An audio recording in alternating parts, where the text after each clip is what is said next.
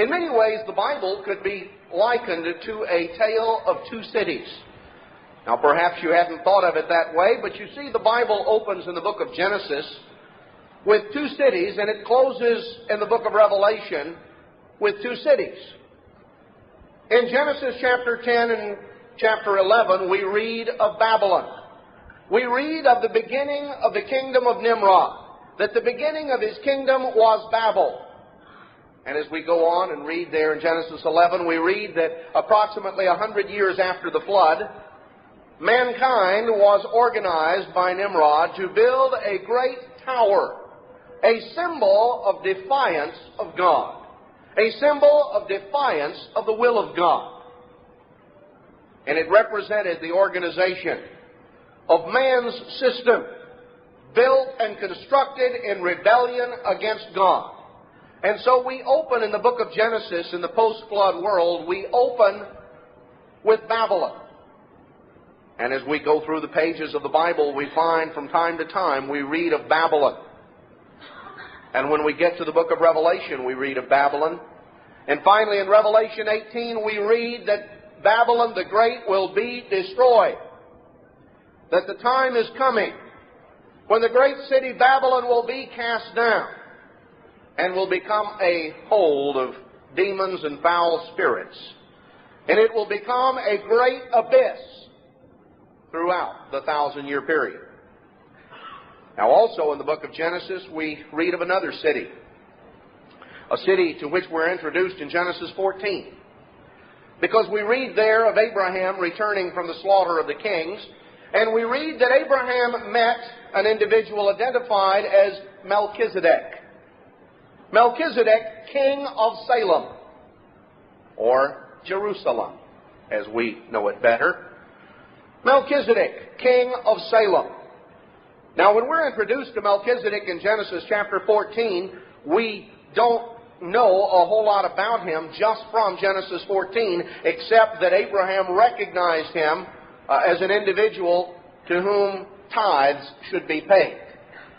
And that he was an individual who was above Abraham because he blessed Abraham. And Abraham, of course, is the father of the faithful. So we're given just a very dim insight into the greatness and the majesty of Melchizedek. But when we come forward to Hebrews chapter 7, Paul identifies Melchizedek as the one who actually became Jesus Christ, the one who was without father, without mother, without beginning of days or end of life, the one who abides a priest continually, and that he appeared there as the king of Salem, the location from which he operated at that point in his dealings and appearances to Abraham and later to Isaac and to Jacob. So we're introduced there to the city of Jerusalem in Genesis 14. And when we come back to the end of the book of Revelation, what do we find in Revelation 21 when John looks up and he says, "Behold, I saw the holy city, the new Jerusalem, coming down from God out of heaven. The city that has foundations, whose maker and builder is God." You know, we're told that Abraham looked for a city. Abraham dwelt as a pilgrim, as a sojourner, but he looked for a city whose maker and builder is God. That heavenly Jerusalem that is going to be established after the millennium. We read of the time during the millennium, after Christ returns, when the law will go forth out of Zion and the Word of God from Jerusalem. So we read through the Scriptures of a tale of two cities, a conflict between two fundamental ways of life and two totally opposing governments. The outcome of that conflict is already determined. It's already determined because Babylon the Great is fallen, we're told in Revelation 18. Her desolation, her destruction will come in 1 hour. Babylon the Great, which must yet finally emerge in its final stage, is to be destroyed by Jesus Christ.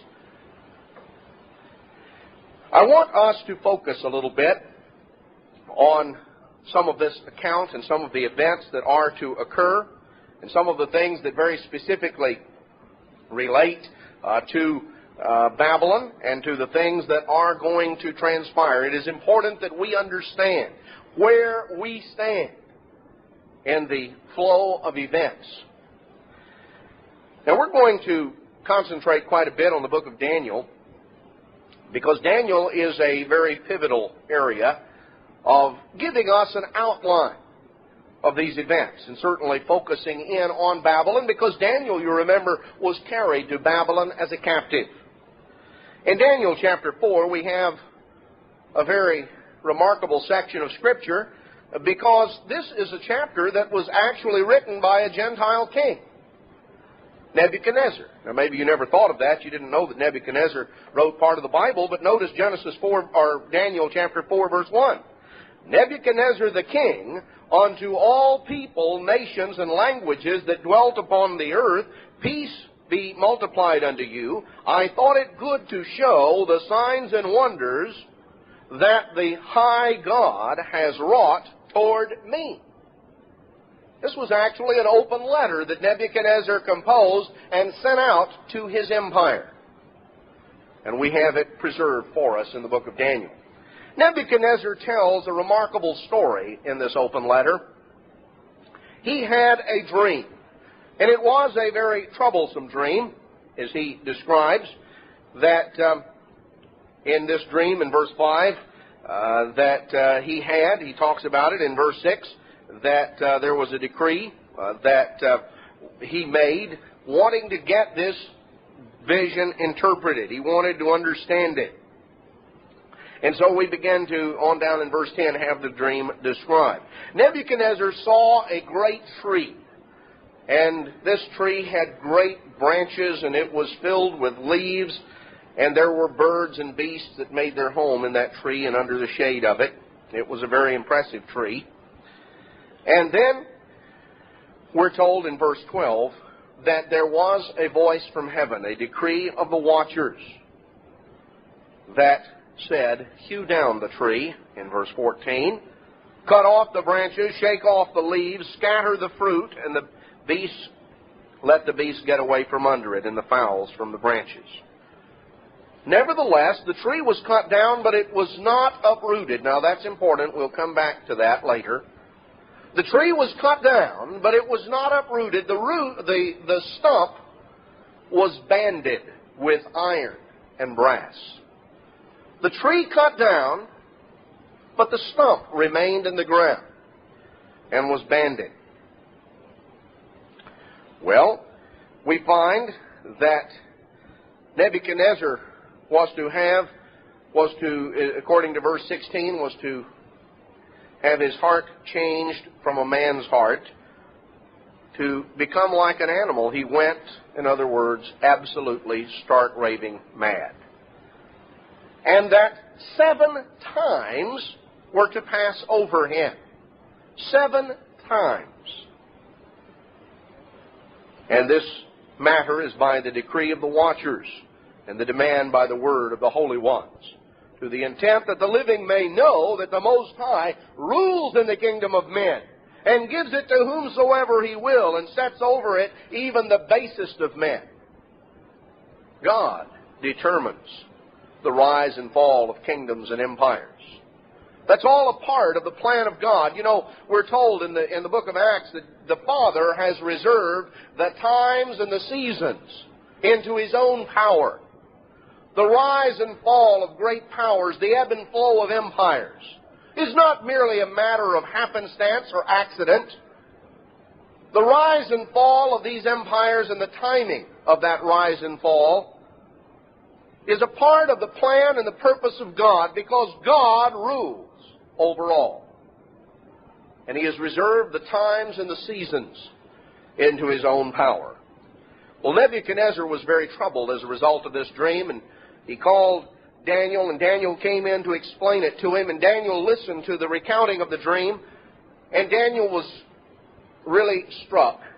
Daniel had developed an affection for Nebuchadnezzar and was very bothered at the consequence of what this portended for Nebuchadnezzar personally. And so he finally, after about an hour, he composed himself and he began to address the explanation to Nebuchadnezzar and to tell him what was going to come to pass and how he would be driven forth from among men in verse 25. How he would go out into the wilderness and would absolutely be like an animal, would go stark raving mad. And that 7 times would pass over him until he had come to know that the Most High rules in the affairs of men and gives things to whomsoever he will. Well, Daniel then gave Nebuchadnezzar some advice. He told him that in verse 27, he said, this is my advice to you. Break off your sins by righteousness, and your iniquities by showing mercy to the poor, that it may be a lengthening of your tranquility. He said, Nebuchadnezzar, if you will demonstrate to God a change of heart by the change of your actions, if you will demonstrate to God a change, the fruits of repentance, then perhaps this won't come upon you in this way. Well, you can believe Nebuchadnezzar was greatly impressed, and he was walking very softly for a period of time. But you know how human nature is. As a little time goes by and lightning didn't strike. I'm sure that in the first days and weeks after this, Nebuchadnezzar was on the best behavior of his life. But the weeks turned into months, and the months began to go by. And Nebuchadnezzar began to let that dream recede into the back of his mind, and it was not nearly so real to him. And one day, a year later, verse 29, at the end of 12 months, he was walking in the palace of the kingdom of Babylon. And the king said, Is not this great Babylon that I have built by the power of my might for the glory of my kingdom? Look at what I have done. And while the word was in the king's mouth, there fell a voice from heaven, saying, O King Nebuchadnezzar, to you it is spoken, the kingdom is departed from you. And Nebuchadnezzar was driven forth, and 7 times were to pass upon him, were to pass over him. And so we find in verse 33 that Nebuchadnezzar went insane and ran off into the woods. And after a period of time, actually took on a wild appearance as his beard and his hair and his fingernails grew, and he lived like a wild animal in the woods. In verse 34, at the end of the days, I, Nebuchadnezzar, lifted up my eyes unto heaven, and my understanding returned unto me. And I blessed the Most High, and I praised and honored him that lives forever, whose dominion is an everlasting dominion, and his kingdom from generation to generation. And all the inhabitants of the earth are counted as nothing, and he does according to his will in the army of heaven and among the inhabitants of the earth. And none can stay his hand or say unto him, Why do you? So Nebuchadnezzar's reason at that point returned to him, and he was restored to his kingdom. And so in verse 37, Now I, Nebuchadnezzar, praise and extol and honor the King of heaven, all whose works are truth, and his ways judgment, and those that walk in pride he is able to abase. Nebuchadnezzar had learned a very valuable lesson. Now, before we go on from there, let's take note. We're told that 7 times were to pass over Nebuchadnezzar. Now, we can very clearly identify exactly how the Bible uses that expression. We don't have to guess or just suppose. Let's go back to the book of Revelation, chapters 11 and 12, and I want to show you some interchangeable phrases that are used, that we might clearly understand exactly how much time passed. In Revelation chapter 11, in verse 3, we read, I will give power unto my 2 witnesses, and they will prophesy 1,260 days. In other words, 1,260 days. Coming on down just if we notice up in verse 2. Verse 3 talks about 2 witnesses prophesying 1,260 days. Verse 2 of Revelation 11 says, the court which is without the temple leave out, and measure it not, for it is given unto the Gentiles, and the holy city shall they tread under foot 42 months. Okay, 42 months. Now, if we come back to Revelation chapter 12, we read in verse 6 that the woman fled into the wilderness, where she has a place prepared of God, and she was there 1,260 days. But if we come on down to verse 14, we find that the woman was given 2 wings of an eagle, that she might fly into the wilderness into her place, and she is nourished there for a time, and times, and half a time. Now, we have 3 different things that are used here. 1,260 days, 42 months, and time, times, and half a time. Well, 42 months is pretty simple to figure out, because 36 months is 3 years, right? And 6 more months makes 42. So 42 months is 3.5 years. Well, if you take 1,260 days and just divide it by 30, 30 days, month of 30 days, just divide it out. 30 into 1,260. Come up with 42 months, right? You divided it out. So 42 months is 42 30-day months is 1,260 days. And that's equated also with time, times, and half a time. So the expression time, times, and half a time is obviously equated with 3.5 years, or 1,260 days. Now, Nebuchadnezzar was told that 7 times were to pass over him. So that's twice this period of time. That's twice a 3.5-year period. 7 times is twice time, times, and a half a time. So, if time, times, and a half a time is equated to 1,260 days, then 7 times is equated to double that, or 2,520 days. So this period of 7 times, or 7 years, 2,520 days went by, during which Nebuchadnezzar roamed the wilderness, and his sanity returned. He looked up, and he began to praise God, to recognize that God rules in the affairs of men. Nebuchadnezzar, after 7 years, had learned a valuable lesson. He knew that all that walk in pride, God is able to abase. And he had learned that lesson. But unfortunately, that lesson was not conveyed to his successors. Oh, Nebuchadnezzar had written an open letter. Daniel chapter 4 is a record of that letter. So it's not a matter that his successors didn't know it, hadn't heard the account, because we pick up the story in the very next chapter of Daniel, Daniel chapter 5. Daniel chapter 5, we read that Belshazzar the king made a great feast to 1,000 of his lords, and he drank wine before the 1,000. Now, Belshazzar was the grandson of Nebuchadnezzar. And when we pick up the story in Daniel chapter 5, we have moved down about just a little over 20 years after Nebuchadnezzar was restored to his throne. So, Daniel chapter 5 picks up the story just a little over 20 years after chapter 4 ends.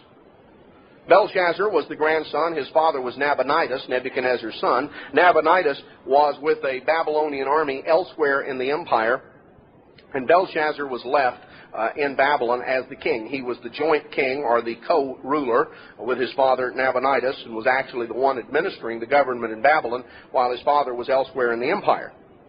And so we read here in Daniel chapter 5 of Belshazzar, who made a great feast And if you go through it carefully and you look at the secular historical accounts, because there are many, Herodotus, the Greek historian, gives a detailed history of the Persian Wars, and he gives a detailed history of the fall of Babylon. And Belshazzar's feast took place on the evening of the new moon of the 7th month, or that time that we recognize as the beginning of the Feast of Trumpets. Belshazzar's feast took place on the evening of the Feast of Trumpets, the new moon of the 7th month, in the year 539 BC.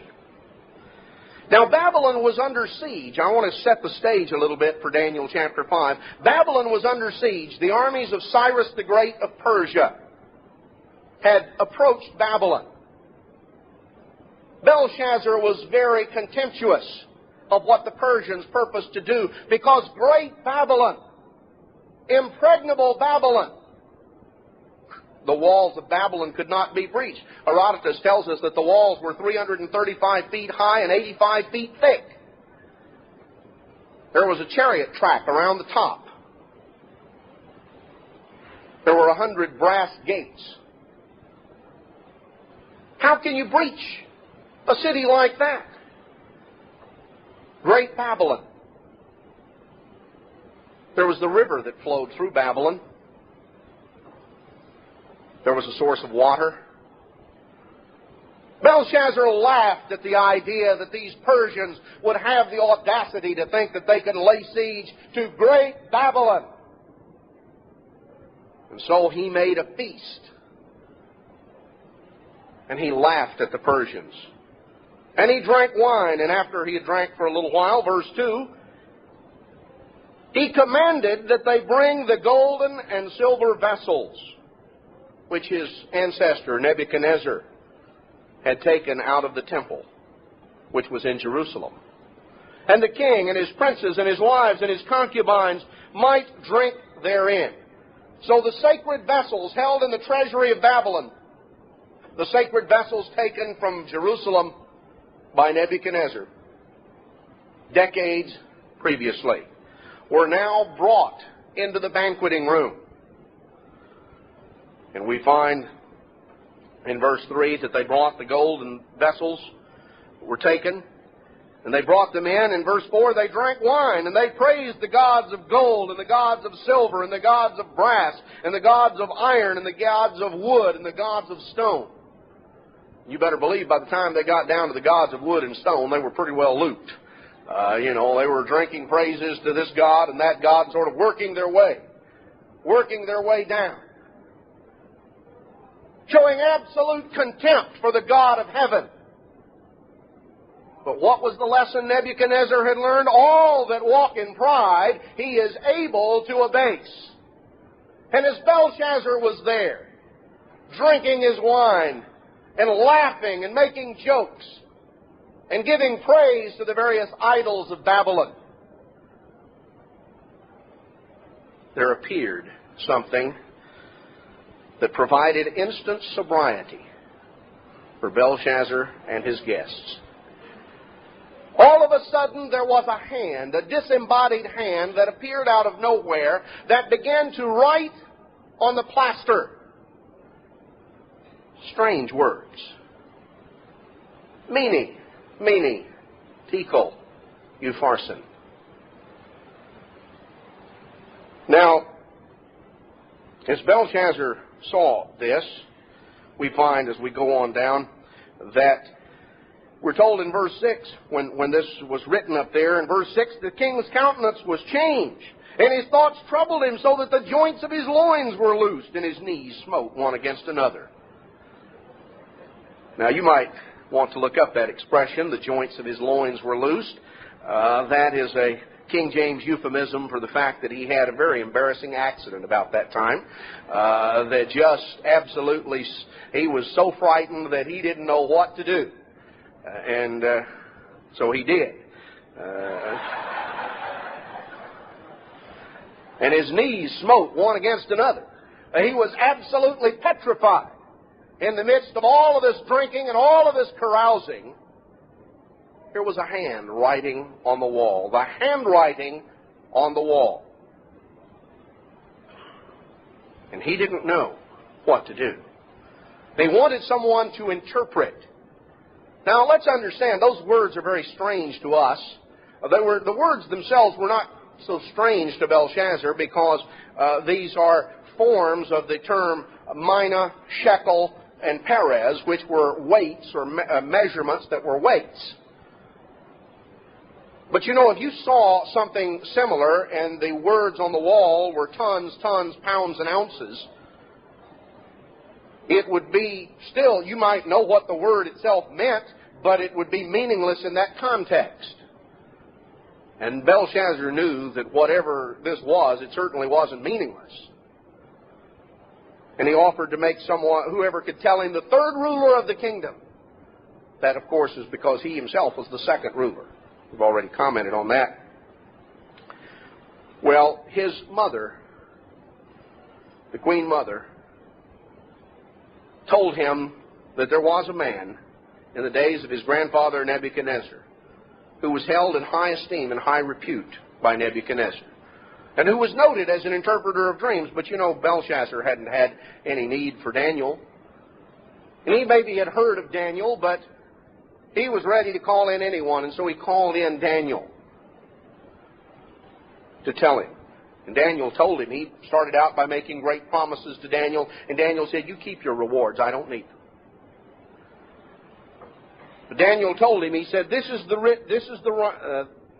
writing, verse 25, that was written. Mene, mene, tekel, upharsin. And this is the interpretation of the thing. Mene, God has numbered your kingdom and finished it. Tekel, you are weighed in the balance and found wanting. Perez, the kingdom is divided and given unto the Medes and the Persians. Belshazzar commanded that they bring and put royal robes on Daniel. In verse 30, in that night was Belshazzar, the king of the Chaldeans, slain. And Darius the Mede took the kingdom. Darius the Mede, the uncle of Cyrus, actually was the one who led the troops in. Now, how could they come into great Babylon? Great, impenetrable Babylon, with the great, massive walls. Well, you see, it seems that Cyrus and his Persians had been busy. And they had come up with a plan. And there was a canal that was being dug earlier that connected the river that flowed under Babylon with another stream. There was a canal that was dug, and the final levee was broken through that night. And when it was, the waters began to flow in this diversionary canal, and the water level of what was flowing through Babylon, the water level in that riverbed began to drop and drop as it flowed right on through, and fairly soon there was a dry riverbed that went down underneath these giant, massive walls. All the while, Belshazzar was praising the gods of gold and silver. He was having his great party and his great celebration, filled with pride about great Babylon. And the Persian troops marched under those city walls, opened the gates of Babylon from the inside, and the troops came in. Cyrus once he recognized what was happening, he took his troops elsewhere, or some of his troops elsewhere. He went elsewhere, and Darius was actually the one that entered into the city and took over the kingdom, took it on behalf of his nephew, Cyrus. In that very night, Belshazzar was taken and slaughtered. In that very night, Babylon fell. In one night. Great Babylon. The lesson that Nebuchadnezzar had learned had been very quickly forgotten. Now let's look a little further, because we find that what happened here sets the stage for events that are to come. Nebuchadnezzar learned a lesson that his successors did not learn. we find that 2,520 days passed over Nebuchadnezzar from the time that the tree was chopped down and the stump was left and was banded. The 2,520 days passed over until the stump, until the bands were loose, the bands were cut, and the stump began to sprout forth. Now, it's very interesting if we look at Daniel 5 and we look at this handwriting on the wall, because you see these were numbers and these were weights. The mina, the shekel, and the peres were weights. The shekel was the smallest of the weights. There were 50 shekels in a mina, 25 shekels in a peres. Now, let's just do a little addition here. I want to show you something. In verse 25 of Daniel chapter 5, mina is mentioned twice. A mina consisted of 50 shekels. That's mentioned twice, so that's 100 shekels. Then the shekel itself is mentioned once, so that makes one more, and peres consisted of 25 shekels. If you add it up, you come up to 126. Now, you may say, well, what's the point of that, and what does that have to do with anything? Well, remember, these are numbers that are weights that are to be divided. That was the significance of each of the words. Your days are numbered. You are weighed in the balances, and tonight it's divided. Well, the significance of these terms was number, weight, and division. These were numbers that were weights that were to be divided. Now, we find here that we have weights that added up to the equivalent of 126 shekels. But that was not as far down as those numbers could be divided, because if you look back in Leviticus chapter 26,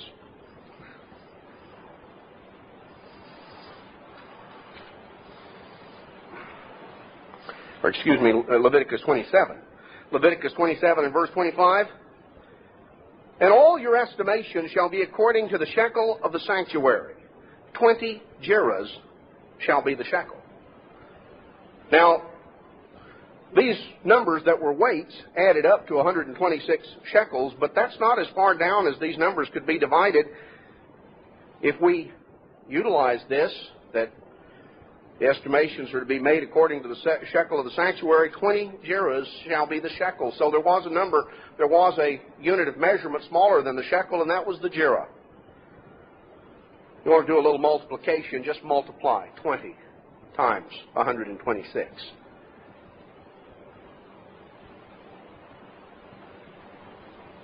2,520. 2,520. Now, that's the number of days that were to pass over from the time that the tree was cut down in Daniel chapter 4. Nebuchadnezzar learned a lesson that his successors did not. Now, 7 literal times passed over Nebuchadnezzar, and 7 prophetic times passed over Babylon. Because, you know, we're told in Numbers 14 and also in Ezekiel chapter 4 that in prophecy, a day is representative of a year. Now, if we come down looking at the fact that the tree was cut down, Babylon fell. You see, Nebuchadnezzar went through something. He was representative of that kingdom of Babylon, and he learned a lesson. But his kingdom did not. And so finally, when the fulfillment came, Babylon was cut down. Babylon was cut down. The tree was banded. The stump was not uprooted, because the time was going to come when it would shoot forth shoots once again. Well, 7 times, 2,520 years from the fall of Babylon in 539 B.C., on the Feast of Trumpets. If you come forward 2,520 years from that date, it brings you to the Feast of Trumpets of 1982. You can do the addition. Just remember that there is no year zero when you make your calculation. Now, it's very interesting that a string of events began to occur at that time that have set the stage, or that have brought us to where we are, and that are setting the stage Because we were told, you see, that the tree was cut down, the stump was left, it was banded. Back in Job chapter 14,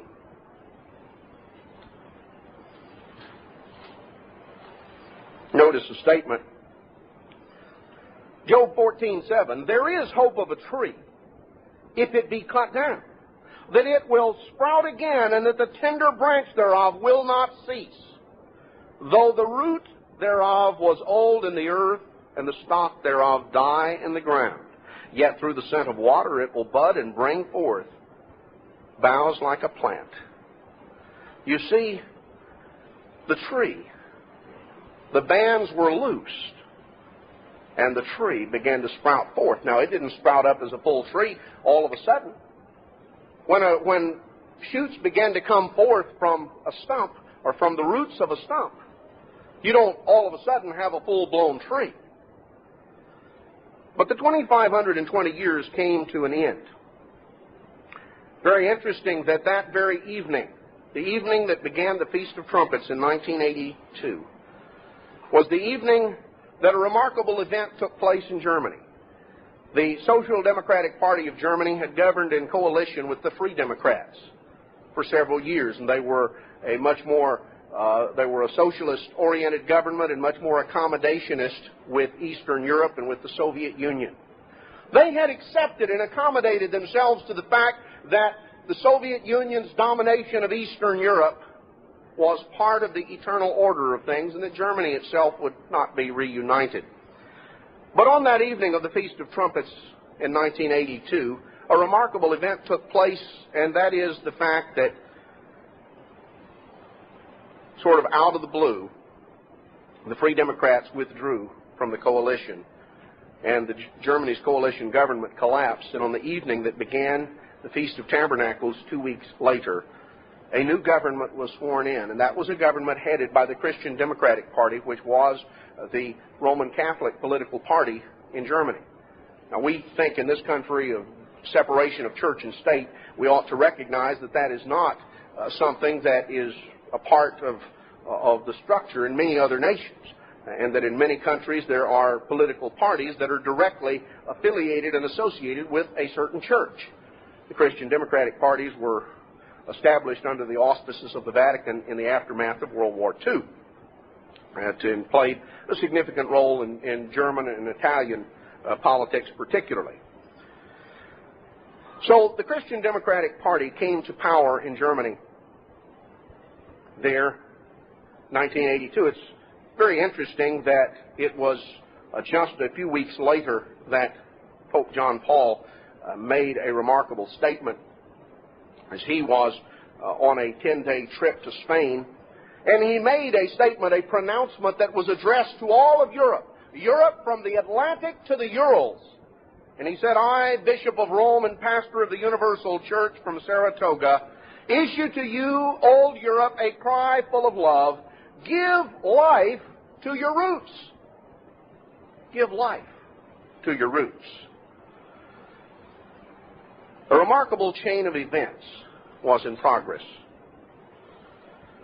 You see, it was on the last day of the Feast of Tabernacles in 1978, the last day of the Feast of Tabernacles, 1978, that the first non-Italian pope in centuries was elected, Pope John Paul II.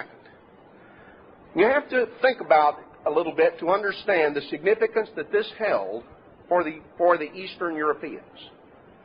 Because there was, in the aftermath of World War II, when the Soviet Union occupied many of the nations of Eastern Europe, there was an attitude and an atmosphere that settled over those people of helplessness and hopelessness, that God had abandoned them, if there was a God, when a Slavic pope was chosen. A man from behind the Iron Curtain, a Pole. This electrified Catholics all throughout, particularly Eastern Europe. They took it as a divine sign that God had not abandoned them. Well, Pope John Paul was elected Pope on the last day of the feast in 1978. And on the Pentecost weekend of 1979, just a matter of months later, he made a trip back to Poland. And this trip set the stage for further events because it was during the feast of 1980 that solidarity, the Union solidarity, emerged in Poland. And just a matter of 2 years later, in 1982, on the last great day in 1982, solidarity was outlawed. Now, to all intents and purposes, as people looked at it, they said, well, the communists have done it again. They have crushed any semblance of resistance. But, brethren, that was not to be the case. Oh, it had worked effectively in Czechoslovakia in 1968, and it had worked effectively in Hungary in 1956. It had worked before in East Germany, but this time it simply represented a coiling and a compression of a spring. And the tension built that was to erupt forth. Yes, a new government came to power in Germany. The Pope issued a cry for Europe to give life to its roots. Solidarity was crushed. But, brethren, God's time had come. The events began to build behind the scenes over the course of the next 7 years. 7 literal times. 7 years that brought us forward. 7 years from the sundering of the bands. Brought us forward to the festival season of 1989. Do you remember that festival season? I remember that festival season very clearly. I remember sitting in my room, my motel room, watching the news on television. And the Berlin Wall was breached. The communist governments in Eastern Europe toppled like dominoes. You remember that festival season? You remember that right prior to the beginning of it, Solidarity, outlawed 7 years earlier, went from being outlawed to being the government of Poland. And it was like electricity that spread throughout Europe, throughout Eastern Europe. And all the commentators were taken aback. They didn't understand what was going on. They were sitting there with their learned panels discussing the significance and saying, well, this certainly doesn't portend the unification of Germany. Something like that is very unlikely. Perhaps, maybe sometime. Oh, certainly it couldn't happen before the year 2000. Before the end of the year, the agreement had already been reached. An incredible chain of events took place in Europe. And the old order, the post-World War II order, passed into history. It passed away. It was gone. Through Poland, and through East Germany, and through Czechoslovakia, and through Romania, all the way down throughout Eastern Europe. And then the communist regime in the Soviet Union itself began to teeter and totter. And today the Soviet Union is no more. The Soviet Union is no more. Russia has emerged, shorn of many of her old imperial possessions. Brethren, we live and have lived through in the last few years a most remarkable time. We are in one of those transition periods in history. In Daniel chapter 2, Nebuchadnezzar had a dream. And in this dream, he saw a great image. Now, he didn't understand what the dream meant. In fact, the dream itself was gone from him. But Daniel told him what he had dreamed, and then he explained the significance of it. Nebuchadnezzar had a great dream. He saw a great image whose height reached unto heaven, as it appeared to him, just this massive statue. The head was of gold, the shoulders of silver, the thighs of brass, the legs of iron, and the image culminated in 2 feet. 2 feet with 10 toes. And these feet were composed of a mixture of iron and potter's clay.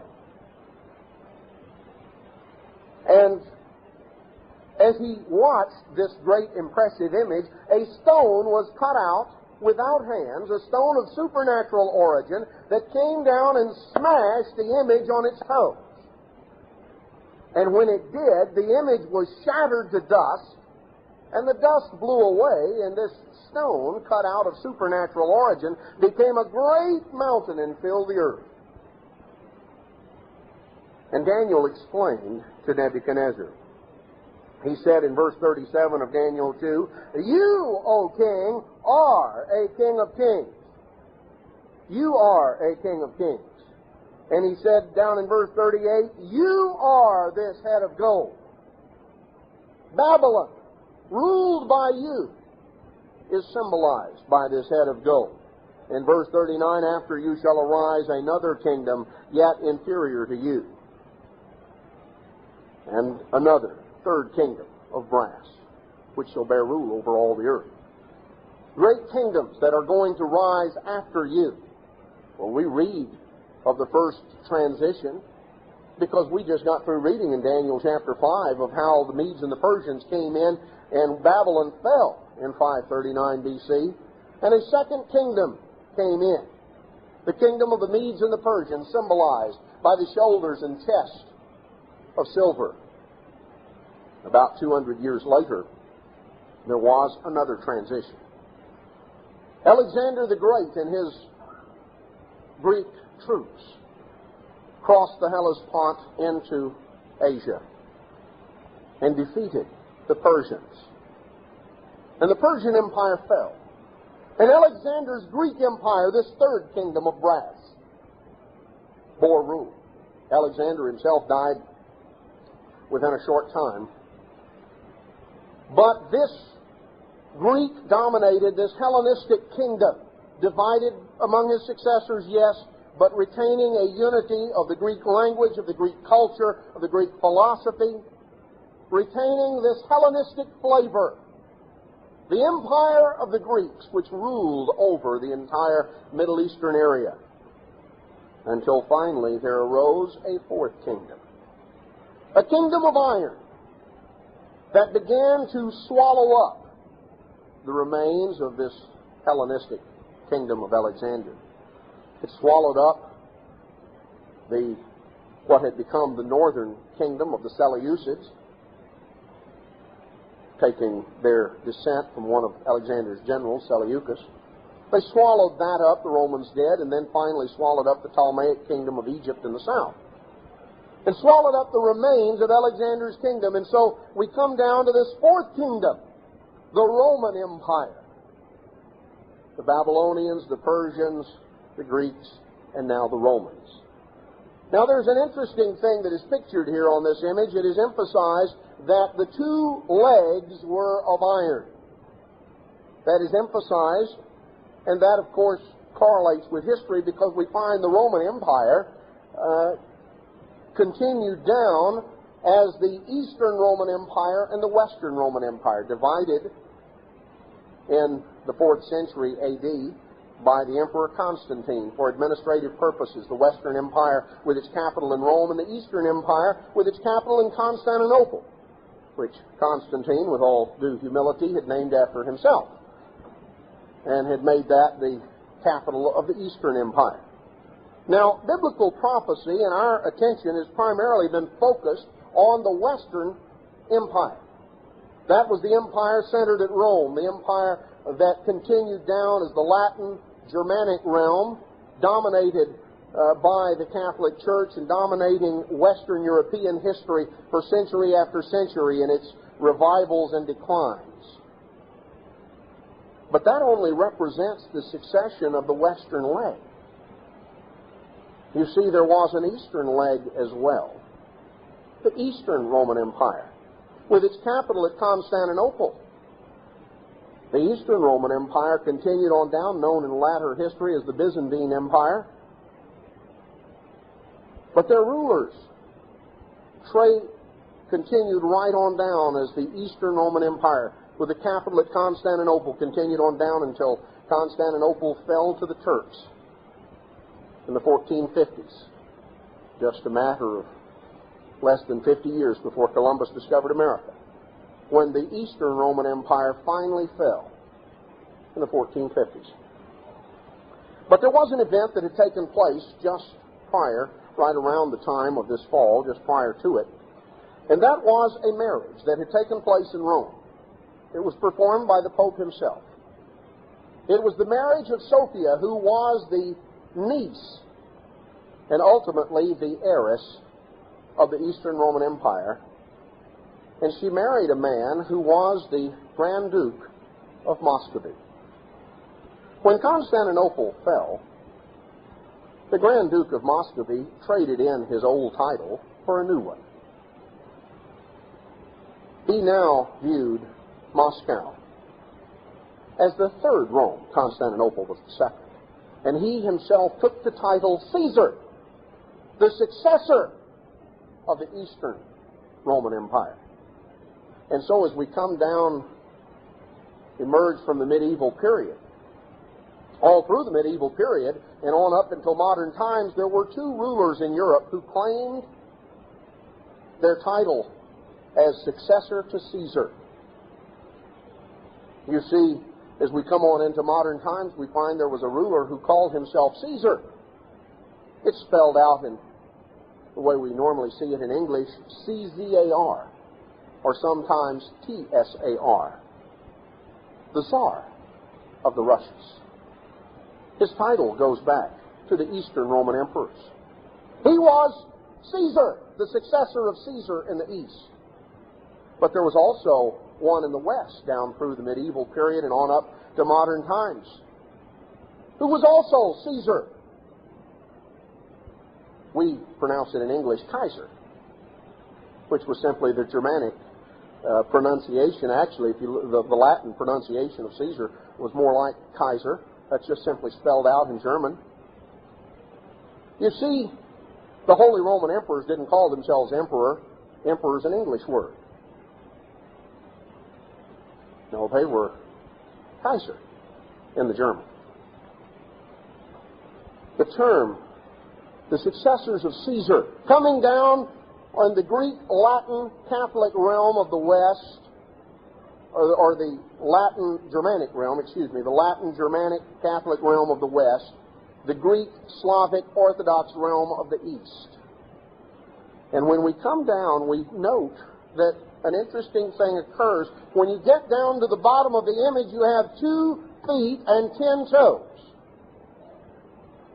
And the logical presupposition would be that you have 5 toes on each foot. There's no indication that the feet are deformed. You have 10 toes, which means you've got 5 toes on each foot. And if the legs represent the Eastern and the Western Empire, and Mr. Armstrong explained that, you can go back in the old Who is the Beast booklet that was written way back in the 1930s originally. And he explained these 2 legs represented the Eastern and the Western Roman Empire. And as they come on down and they finally get to the bottom, and we have 2 feet and 10 toes, then what do we have but rather the reconstitution of the whole thing? The Eastern and the Western portions that are once again to emerge. You see, brethren, the bands have been clipped, and the tree has begun to sprout, and the post-World War II era has passed into history. And there has been emerging on the scene in the years since a setting of the stage for the final act in the drama of this conflict between the 2 cities of Babylon and of Jerusalem. Because Babylon the Great is in the process of emerging. There are events that are going on behind the scenes. And you know, when one act ends, the curtain is rung down, and there is a rearrangement of items on the stage. The stage is reset. The scenery is adjusted. And when the curtain finally rises, the stage looks vastly different. There are a lot of things that are going on behind the scenes. Events that are happening in Europe, events that are happening in the Middle East. It's a matter of record that there have been treks from both from the Middle East to Rome, representatives of the Palestinian movement, representatives of the Israeli government meeting with representatives of the Vatican. There are various indications of certain things that have been agreed to. Time will have to tell exactly what has emerged at this point. But we know what ultimately shall emerge, because we read of a time that Jesus spoke of when the daily sacrifice will be stopped and the abomination that makes desolate will be set up. Well, brethren, you can't stop something until it's started. Now, a temple doesn't have to be entirely completed. The precedent that is recorded in the book of Ezra was simply a rededication of the site, a dedication of the altar, and sacrifices were resumed while construction on the temple took place. The Bible doesn't say how long such a thing will continue. There are rumors and there are statements that come from private sources that indicate that a deal and accommodation has already been made. I don't know whether it has or not. It will become apparent whether it has, but I can tell you that ultimately something shall. The stage is being set. The scenery is being rearranged. We're living in a totally different world. There's no way that a German-led, revived United States of Europe could ever have emerged in the shadow of an all-powerful Soviet Union which feared the Germans. No way. And if you people who looked at the scene just a matter of a few years earlier, that appeared to be the eternal order of things. All of the government, State Department experts and CIA experts and all the rest of them, none of them foresaw. None of them understood. Because you see, there is a fourth dimension in world affairs, and that is the spirit dimension. God rules. God has a plan and a purpose. And we are now emerging in the final days. In the final days, in the final setting of that time. The stage is being set. Even as we meet here right now, the stage is being set for the final act. The curtain will rise, and Babylon the Great will emerge on the scene. One thing we should learn from the events that took place in 1989 in Europe: when God's time comes for events to happen, things can drag on and you think that nothing is happening. And you can't see anything changing. Not really. Things drag on and they drag on. When God's time comes, things can happen so quickly. You remember how quickly it happened? Just seemingly overnight. Brethren, when God's time comes, things can drag on and often do longer than we would have imagined. But when they happen, they will happen more quickly than we could have ever thought. Now, what is it that we need to be doing? How does that relate to us? These events are setting the stage for the crisis at the close that will culminate in the return of Jesus Christ and the establishment of the government of God on this earth, when the kingdoms of this world will become the kingdoms of our Lord and of His Christ. We're moving into those days. Christ talked about to the Pharisees and to others of His day. And He said, you look at the weather and you can tell when you look whether there's a front that's moving in, whether it'll be fair, or whether there's a storm coming. You can look at the trees when they begin to bud out and you know that the summer is near. You need to discern the signs of the times. We need to understand the times in which we live. because there are many warnings of God's people going to sleep. Christ doesn't warn of things unless it's important. You can read the warnings, Matthew 24 and other places. But I would just call your attention in closing to what we need to be doing. In Romans 9:28, there is an important statement. Romans 9:28, the Apostle Paul says, "For he will finish the work." He will finish the work and cut it short in righteousness. A short work will the Lord make upon the earth. The work of God is not simply going to peter out and dribble away. The work of God will be finished. God says so. The work of God will be finished. It will be cut short in righteousness. In righteousness. A short work will the Lord make upon the earth. Now that's going to happen. That's going to occur. You want to know who's going to do that short work? I can show you. I can show you chapter and verse exactly who's going to do that short work. Turn back, if you will, to Daniel chapter 11. Daniel chapter 11 in verse 32. "And such as do wickedly against the covenant shall be corrupt by flatteries. But the people that do know their God shall be strong and do exploits. And they that understand among the people shall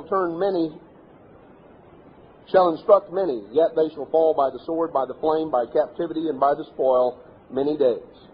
When they shall fall, they shall be helped with a little help. Many shall cleave to them with flatteries. Some of them of understanding shall fall, to try them, to purge, to make them white, even to the time of the end, because it's yet for a time appointed." This is a thumbnail sketch of the history of the people of God, the trials, the ups, the downs. But notice here, who will do the exploits? Who will do the work? Those that know their God will be strong and do exploits. The work will be done by those who have the spiritual strength and wherewithal to accomplish and finish it. And the only source of that spiritual strength and stamina is to know God. Not simply to know about Him. Oh, there are a lot of people that know about God. They've heard about Him, they've read about Him, they've been told about Him. A lot of people know about all sorts of public figures. They've heard about them, they've read about them, they've seen them on television, but they don't know them. Brethren, it's not enough simply to know about God, to have heard about Him or been told about Him. We've got to know our God. To know God, to walk with God, to go through our life, talking to God, listening to God, going through and living our lives walking with God. To know our God. Those that know their God shall be strong and do exploits. The only source of spiritual strength for survival and accomplishment in the years ahead is knowing our God. Jesus Christ said in John chapter 9 and verse 4, John chapter 9 and verse 4, Jesus made the statement, "I must work the works of Him that sent me while it is day. The night comes when no man can work." Brethren, the night of the great tribulation is going to rain down on this earth. Between now and then, we must work the works of Him that has sent us. We must work the works of Him that sent us while it is day, because the night comes when no man can work. Let's notice finally back in Revelation, or back in Hebrews. Hebrews chapter 10. Hebrews 10 verse 32. The Apostle Paul writes, "But call to remembrance the former days in which after you were illuminated, you endured a great fight of affliction. Remember your calling. Remember the trials and the difficulties and the adversities you went through. You were made a gazing stock, both by reproaches and afflictions, and partly while you became companions of them that were so used. You either went through it yourself or you had others and friends that you saw go through these trials and these difficulties and these afflictions." Verse 35, "Cast not away, therefore, your confidence, which has great recompense of reward. For you have need of patience, that after you have done the will of God, you might receive the promise. For yet a little while, and he that shall come will come, and will not tarry. Now the just shall live by faith. But if any man draw back, my soul shall have no pleasure in it. We're not of them that draw back unto perdition, but of them that believe to the saving of the soul, to the saving of our lives. Brethren, he that shall come will come. Yet a little while, and he that shall come will come. He really will. The time is really coming in the years ahead of us when the trumpet will blast and the sky will part. And Jesus Christ will return to this earth as King of kings and Lord of lords. And the kingdoms of this world will become the kingdoms of our Lord and of His Christ. Yet a little while, and he that shall come will come. He really, really will. We need to understand that. And between now and then,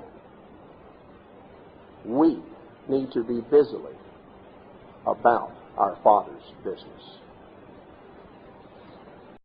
Additional programs and literature available at hwalibrary.com.